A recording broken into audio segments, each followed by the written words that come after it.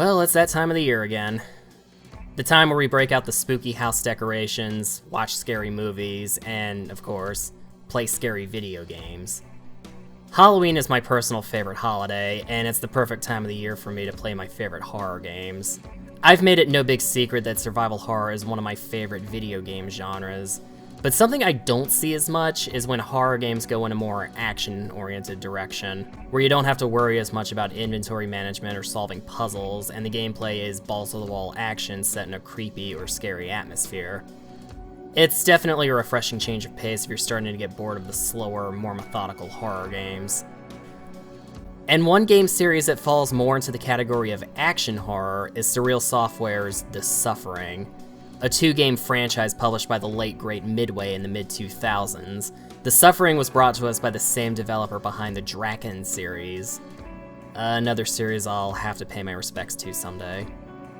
I've heard The Suffering, as well as its sequel, Ties That Bind, be described as Silent Hill 2 meets Half-Life 2, due to its unique blend of storytelling being told largely through real-time gameplay as opposed to cutscenes, and the creatures in the game being physical manifestations of the game world and, well, the suffering of those within it. This series had a lot going for it, from its unique premise to having the one and only Stan Winston Studios providing creature designs, to a couple of celebrities providing voice work for the series, even a film adaptation supposedly in the works at one point. But sadly, since this series hasn't had any sort of official follow-up, new game, or even that movie, that just makes one more franchise that has been laid to rest in the franchise graveyard.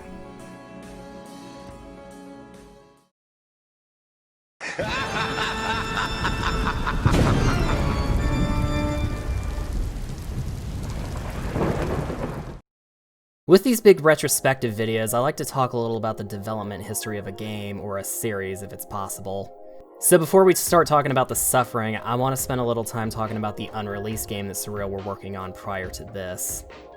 The Suffering's writer and lead designer, Richard Rouse III, stated on a Postmortem with Gamasutra that a few years prior to working on The Suffering, he and his team at Surreal were working on a PS2 exclusive called Gunslinger.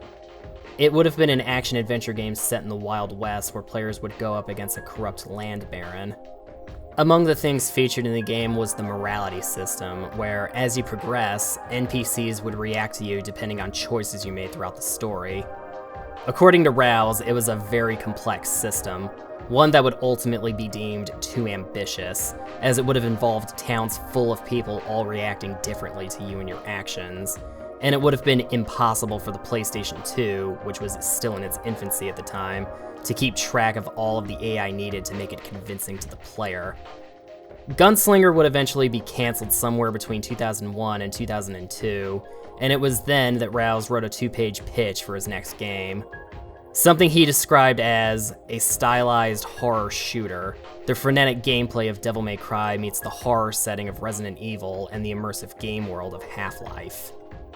And out of the ashes of Gunslinger came the game that would go on to be known as The Suffering. Or, to some people, that one horror game that takes place in a prison. Kind of like how Obscure is known to some people as that one horror game that takes place in a high school. And this was totally not a cheap way for me to mention Obscure again.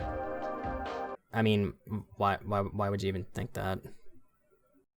The Suffering was released in the first quarter of 2004, though it was originally meant to be released in late 2003, for the PlayStation 2, Xbox, and PC.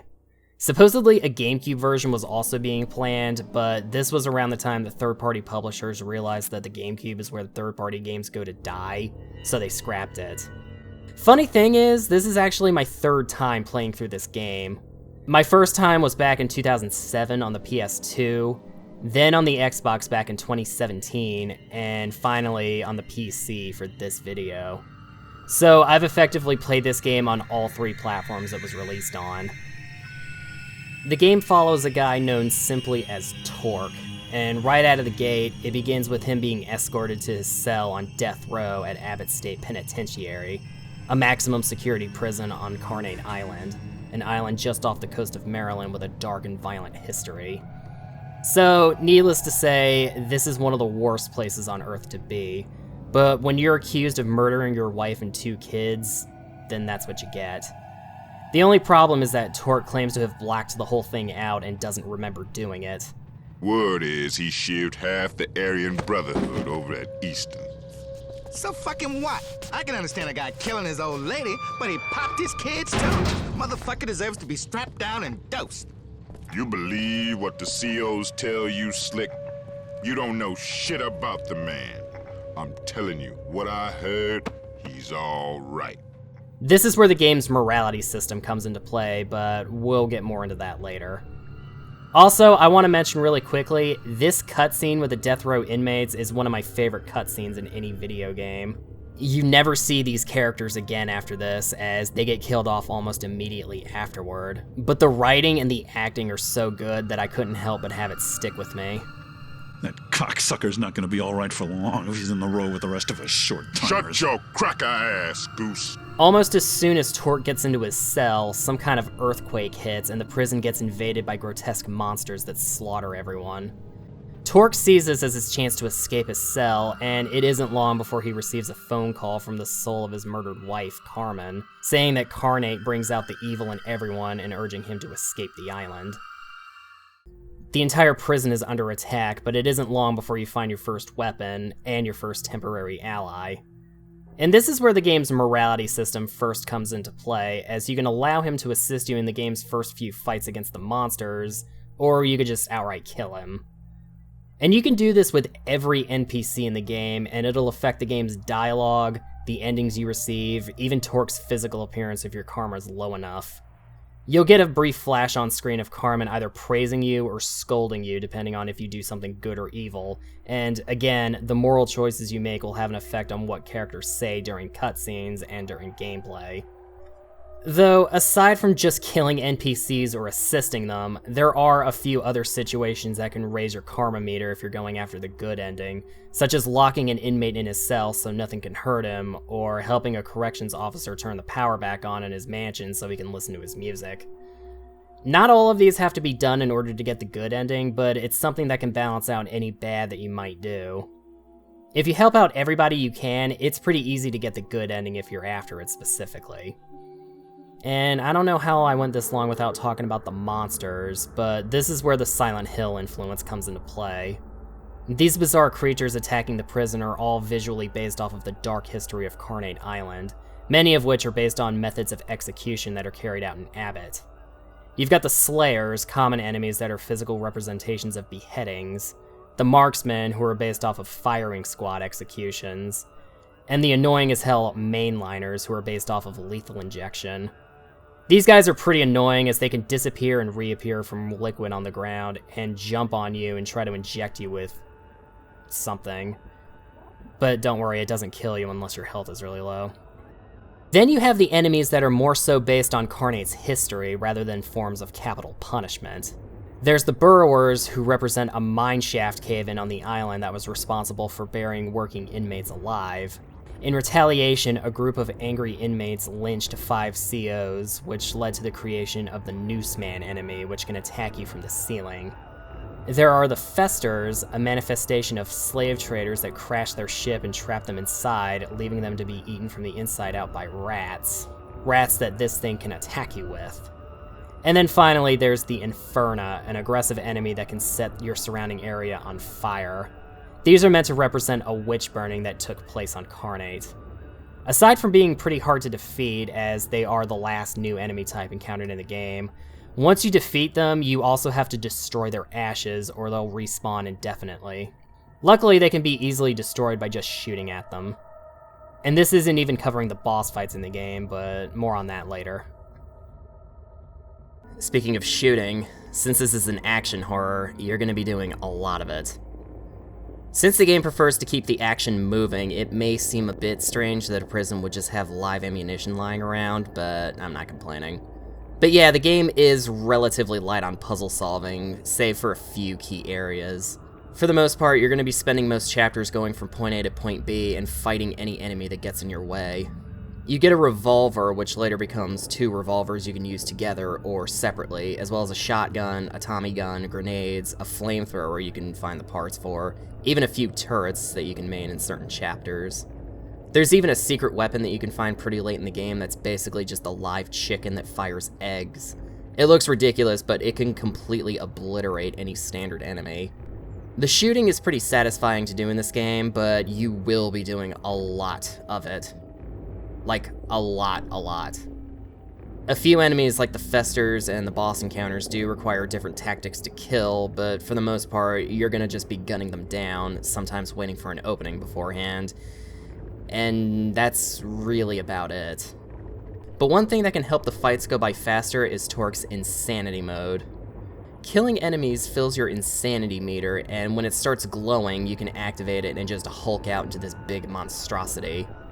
As far as I can tell, the in-game explanation for this is just how Torque sees himself in his head, and other characters and NPCs just see him as a regular-ass human going berserk. You'll have an easier time ripping through enemies this way, and its ground slam attack can be leveled up, but as you use Insanity mode, it'll drain your Insanity meter, so you'll want to switch back before it's completely empty, or else it'll start draining your health. Also, using it too much can have a negative effect on your karma too, so again, if you're after the good ending, you may want to use it sparingly. You're actually able to switch between third and first person perspectives with the touch of a button, and depending on your playstyle, it can really help you out in combat. Switching to first person mode also allows you to open doors and lockers quicker, so you don't have to wait for an opening animation to finish. You can actually play through the whole game in one perspective or the other if you so choose. Personally, I like using a little of both. While the creature designs are definitely disturbing in all the right ways, one thing this game absolutely nails is its atmosphere. This game, heck, both games really, have one of the most chilling, oppressive atmospheres I've ever played in a horror game. And I've played the PS2 era Silent Hill games.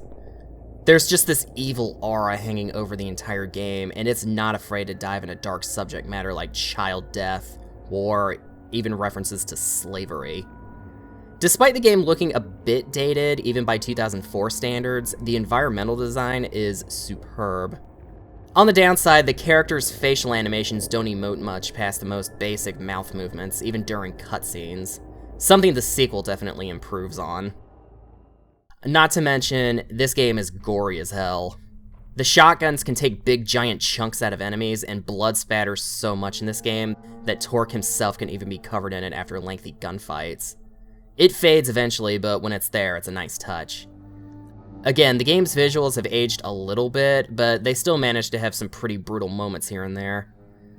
Only thing I don't care for is this weird-ass random jump scares that'll flash up on screen sometimes. 3 playthroughs later, and I still don't know what the hell they mean or what triggers them. The first game doesn't really have many actual villains or antagonists aside from the monsters you spend the whole game fighting, but there are a couple of bosses. I hesitate to call them fights because, with the exception of the first one and the last one, they act more like puzzles you need to solve rather than actual fights.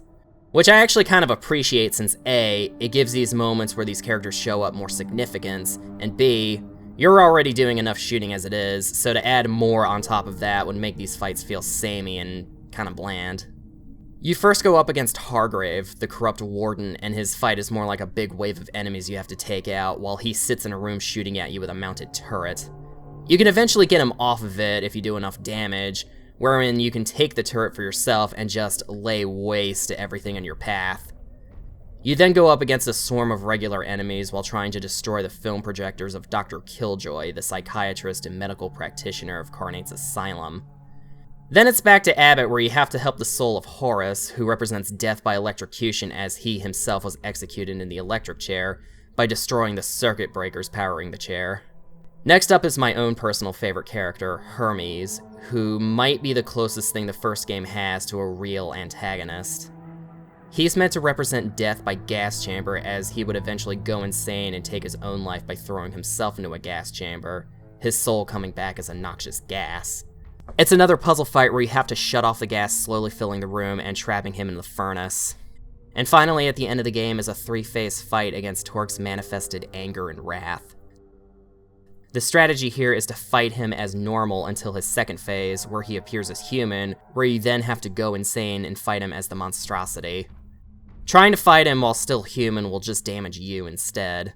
Its final form can't be damaged by your weapons at all. Instead, you have to lower Dr. Killjoy's rebirth machine and get powered up and essentially throw grenades at it. It makes more sense in context. Right, so I've rattled on about the plot, the characters, and the enemies, but I've only barely touched on the actual gameplay. So, how is it? Well, if you like shooters, especially ones from the early to mid-2000s, I think you'll dig what The Suffering has to offer here. When in third person, it controls like a PC shooter similar to that of the first Blood Rain or the first two Max Payne games.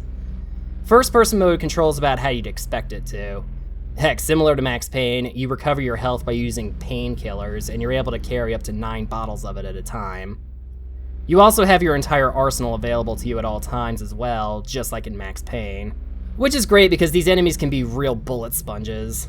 During this particular playthrough, I noticed how often I would run out of ammo for my good guns, and I don't know if that has to do with me being more reckless or what. And this was just on the default medium difficulty setting too. Also, I would occasionally not realize how much damage I was taking or how close to death I was, because not only is your health meter kinda out of the way and not very easy to see, but there isn't really a whole lot of indication from the game that you're at death's door. So make sure to glance over at the lower left-hand side of the screen during big creature encounters. Did I mention that the enemies are real bullet sponges? And that a grand majority of the game is running from point A to point B, gunning down monsters? The overall pace of the game is pretty quick, and in short bursts, the game can be a lot of fun for sure. But during extended play sessions, it can get a bit repetitive and maybe a bit tiring. And some of those turret sections really do just go on for a really long time. The footage you're seeing is from the PC version, which, by the way, was re-released on GOG.com after years of this particular version being out of print. And I guess it isn't optimized super well for Windows 10 because I kinda had to jump through a couple of hoops to get it running properly, and even then, it's not perfect. The game kept hard crashing, and the only fix I could find for it was to delete some sound files from the install folder. It stopped crashing afterwards, but at the cost of some of the sound effects not working properly.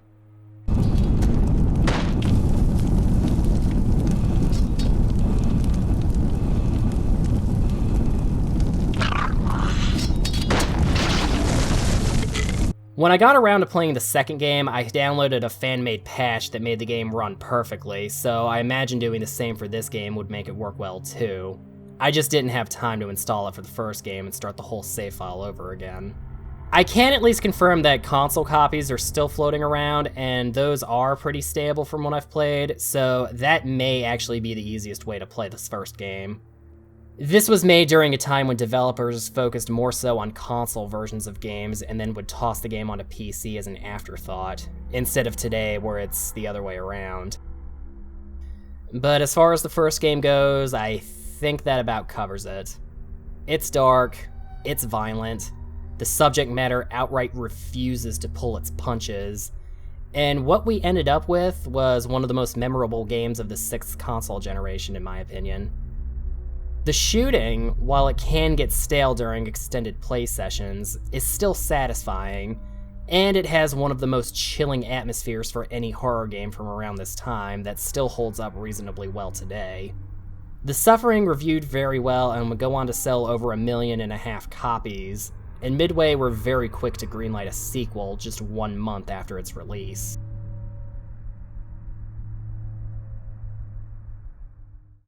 Towards the end of development on the original Suffering, Surreal opened up about potential sequels. During this, no major changes were made during development of the first game. Originally, Richard Rouse III emphasized that any potential sequels would be their own self-contained stories, though with intentionally unanswered questions in the narrative, rather than a full-on cliffhanger ending.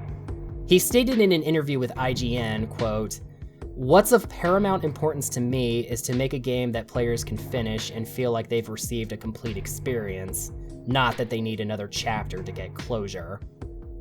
Undoubtedly spurred by the warm critical reception and sales, a sequel would be released in the back half of 2005 entitled The Suffering Ties That Bind.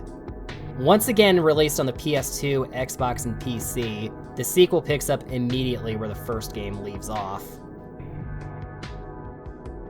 The game opens with a flashback with Torque 5 years before the events of the first game, serving time at his first conviction at Eastern Baltimore Correctional. And it's here that Ties That Bind does something that the original game doesn't do: establish a main antagonist. The original game's good ending hits at a character known as the Colonel, and the sequel actually introduces him properly as the crime lord Blackmore, voiced by the late great Michael Clark Duncan. Yeah, that's right.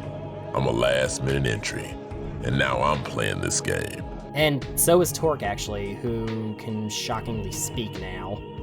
Looks like trouble. After a brief tutorial stage taking place during a prison riot, we cut to Torque immediately where the first game left off, headed for the mainland. How this cutscene plays can actually be affected by importing a completed save file from the first game, something not a whole lot of games from around that time did. And this is just one of several scenes that can be affected by importing a clear save file. Characters can behave towards you differently depending on what ending you got from the first game. Granted, it's an optional feature, but it goes a long way to making the Torque that you've been playing as more fleshed out. It's also not long after this cutscene where we're introduced to our next major character, a lady named Jordan, who's the head of an organization called the Foundation, a paramilitary group dedicated to the fighting and study of paranormal creatures. And paranormal creatures seem to be in abundance now that the creatures from Carnate Island have made it to the mainland. It's also with this game that these creatures are given a name: the Malefactors.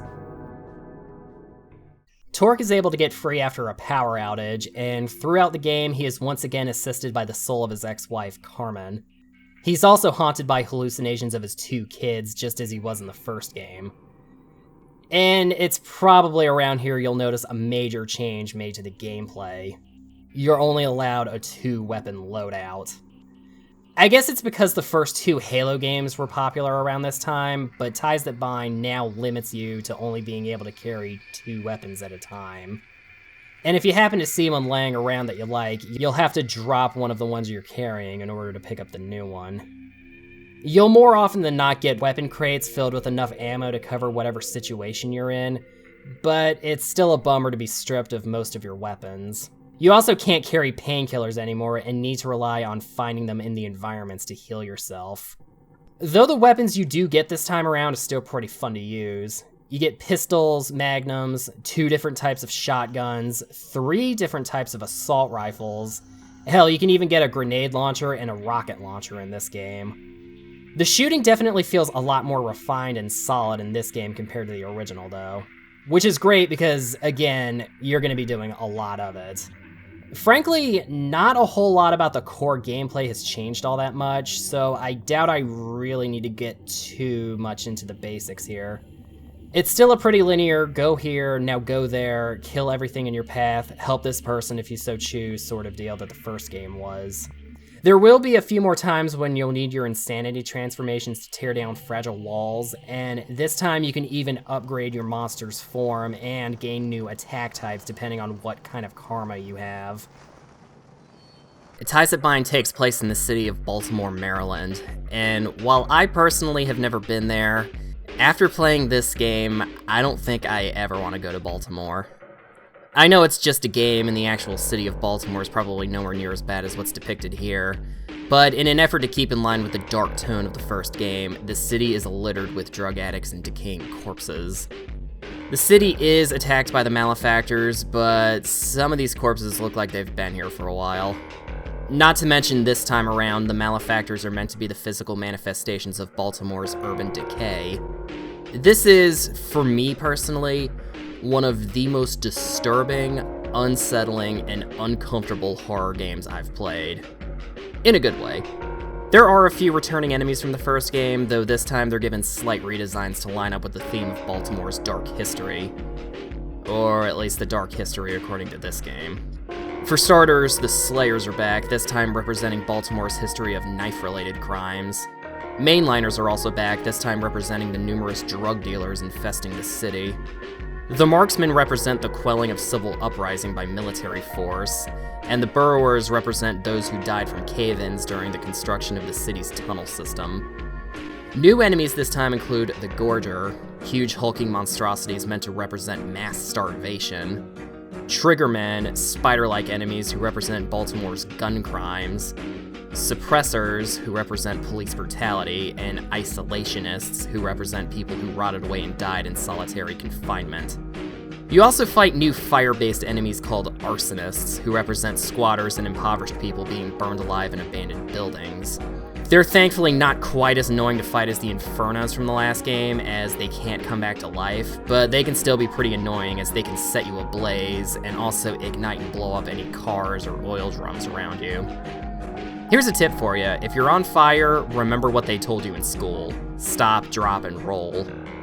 There's also the Horde, a massive worm-like creature you fight a few times as a mini-boss who represents urban riots.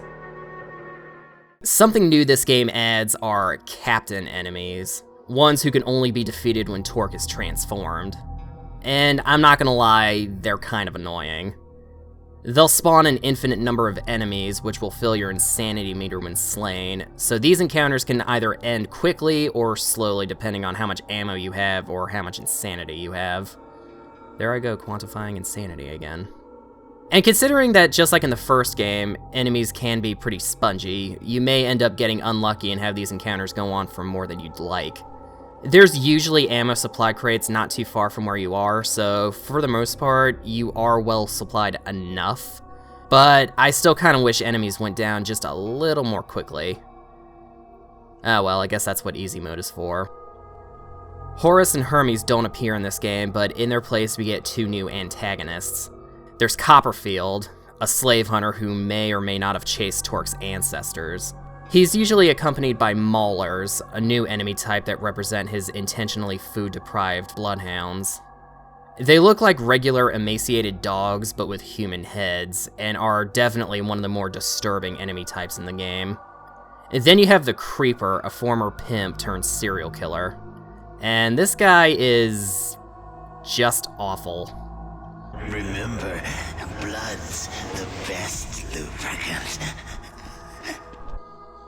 Something neat that the game does is, towards the end of the game, if you have good or neutral karma, you'll fight Copperfield and his unending swarm of Maulers, but if you have evil karma, you'll fight the Creeper. The boss fights function a lot more like actual fights this time around, for better or worse. So what that means is you fight multiple waves of enemies, and if a captain shows up, go insane and kill them as the monster. The fights against the human antagonists can be handled like regular enemies for the most part, with the exception of the final boss, which I won't spoil. So while I had some pretty glowing praise for the atmosphere and the improved feel of the combat, I also gotta shed some light on the improved visuals. Not only are the environments much sharper looking compared to the original, but the character designs and animations are also improved, at least for the main cast. Characters' eyes actually move now, and most of the characters' mouth movements actually match what they're saying. Also, the heads-up display has been mercifully improved. Your health and insanity meters are a lot easier to see now, thank God. Though this might be a little bit unfair since, again, I'm playing the PC version with a fan-made patch that fixes a bunch of technical issues. I recall my first ever playthrough of this game was the PS2 version, and that version isn't exactly the prettiest looking game ever.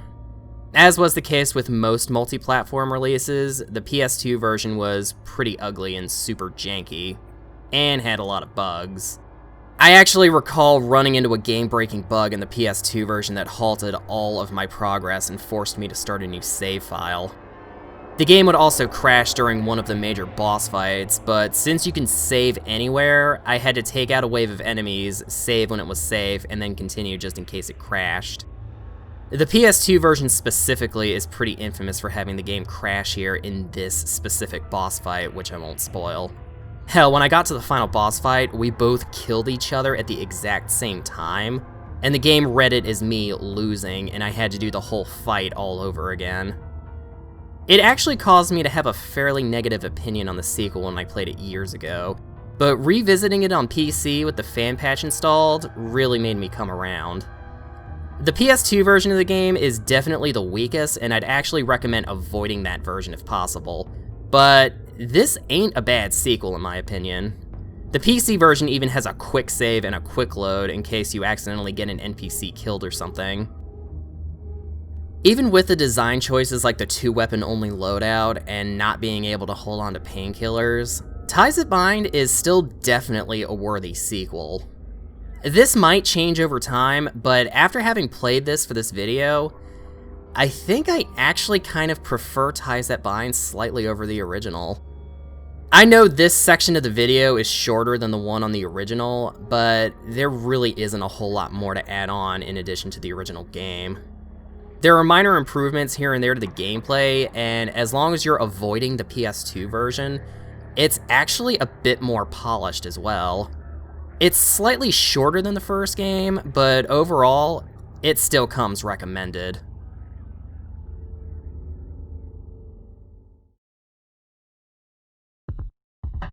Ties That Bind reviewed about as well as the original, but sadly, warm critical reception didn't translate into high sales for the sequel.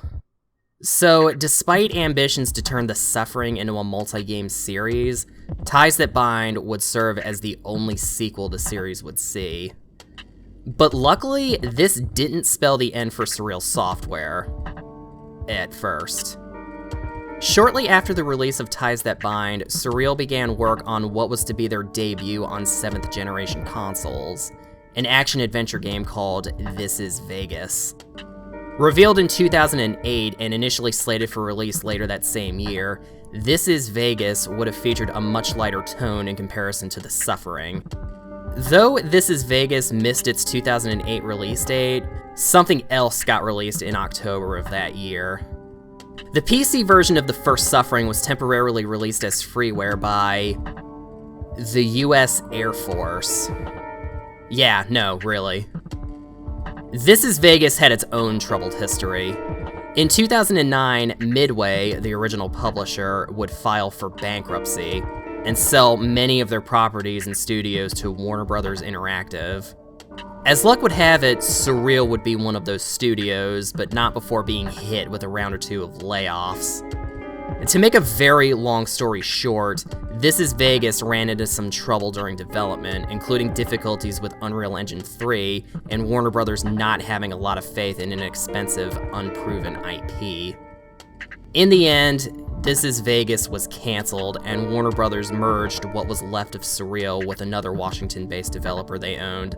Monolith Productions. Oh hey, Monolith. Remember them from my Condemned video?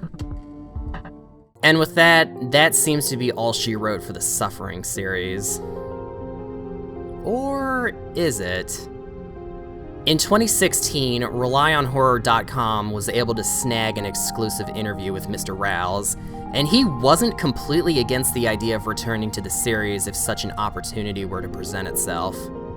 He was quoted as saying, "I haven't done a ton of research into this, but it's my understanding Warner Bros. Acquired the rights when they bought a bunch of Midway assets. So who knows if a new game can ever happen. But if the circumstances were right, and I felt we were able to make a good game that lived up to the legacy of the series, I would definitely be up for doing another game in the series." And in 2017, after years of the games being out of print, Warner Bros. Added the PC versions of both Suffering games onto GOG.com, which shows that they're at least willing to re-release them instead of leaving them in the closet to gather dust. As for Mr. Rouse, in 2019 he released a new stealth action game, The Church in the Darkness, under his new development company, Paranoid Productions. At the time of this video, I haven't had a chance to play it for myself yet, but the concept of a stealth game involving infiltrating a cult sounds really intriguing to me. If you're looking for a new take on the horror genre with a lot more action, and one of the darkest, most uncomfortable atmospheres in any video game, give this series a shot. Both games only take about 6 to 8 hours each to finish, and the pacing never really stalls or drags across both games, while also not feeling like it's going too fast, in my opinion. As I've stated earlier, the PC versions are available on GOG.com for only $10 each, and you don't even really need a super powerful gaming PC to play them on. Just install the fan-made patch, throw the game in compatibility mode for good measure, and Bob's your uncle. That's what I consider the best way of playing these two games. If you still have a functioning original Xbox, that's also a good alternative. Probably the best way to play them if you're unsure if your PC can run them or not. They're sadly not backwards compatible with the Xbox 360, so you're gonna have to track down an original Xbox if you don't already have one. The first game runs well enough on PS2, but I would avoid Ties That Bind on PS2. And I think that about covers this retrospective on the series. Ooh boy, this was a meaty freaking video. So if you made it all the way to the end, then thanks for watching and have an awesome Halloween.